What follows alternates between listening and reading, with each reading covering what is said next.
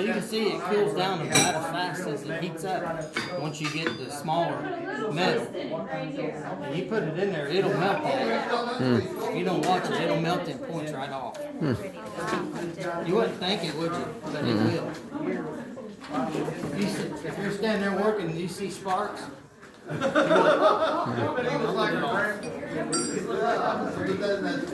gets about 2,000 degrees down in there. So it gets pretty hot.